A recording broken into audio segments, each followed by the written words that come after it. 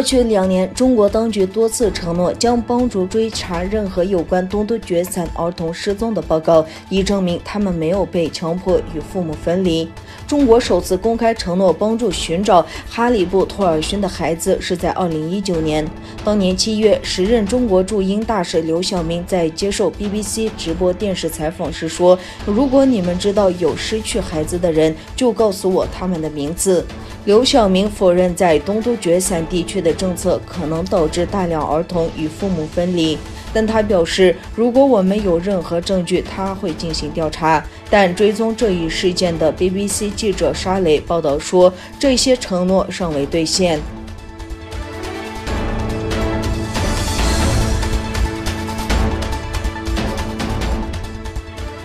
华盛顿邮报在6月27日的社论中称，中国利用美国社交媒体掩盖了对维吾尔人的文化屠杀。文章说，成千上万的宣传视频是中国掩盖习近平政权对维吾尔人的文化种族灭绝的国家运动的一部分。这篇题为《中国出口宣传世界震惊》的文章补充说，中国的宣传运动对那些受到威胁的人来说仍然非常可怕和危险。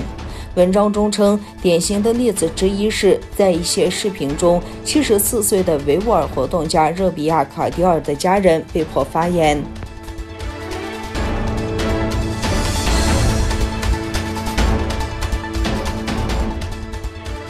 西方外交官员周五对美联社透露，中国曾对乌克兰施压，要求乌克兰推出支持加强对东突厥散人权进行调查的声明，否则将扣留预定运往该国的中国制疫苗。上周二，以加拿大为首的40多国在联合国人权理事会上提交联合声明，呼吁中国立即开放独立观察人员进入东突厥散调查人权状况。乌克兰曾短暂加入这份声明，但随即在周四退出。2个西方国家的外交官向美联社透露，乌克兰退出声明的原因是中国威胁扣住原定交付乌克兰的至少50万剂中国疫苗。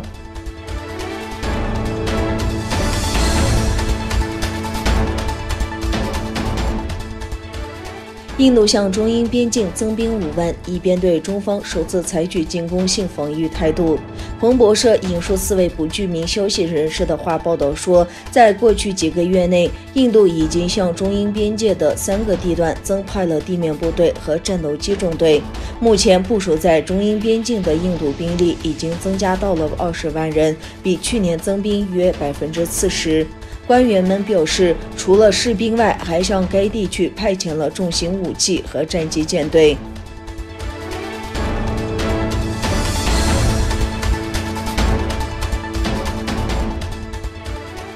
俄罗斯总统普京表示，我们与中国包括在双边贸易中使用本国货币在内的金融领域里的合作日益得到增强。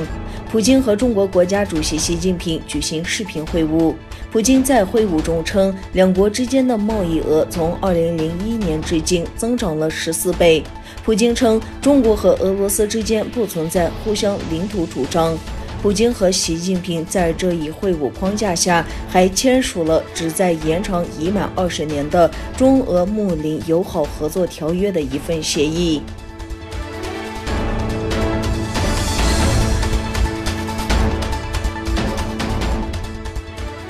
美国国会众议院一组2党议员推出决议，谴责中共100年来不断践踏人权，并表示期盼中共不再存在党庆那一天。来自威斯康星州的共和党众议院麦克加拉格尔星期五联合一些2党议员推出了谴责中国共产党100年来侵犯人权，并与为自由而斗争的中国人民站在一起的决议。据国际媒体报道，决议草案谴责中国共产党100年来的严重侵犯人权，包括压迫、酷刑、折磨、大规模监禁和种族灭绝，支持中国人民独立与一党统治的自觉和自由政治表达的固有权利。决议列举了议员们所说的中共在历史上的一系列恶行。这份决议还提到了中共最近在东突厥散严重践踏维吾尔人和其他少数民族的人权。决议声明，美国相信中国正在针对维吾尔人犯下反人类罪和种族灭绝罪。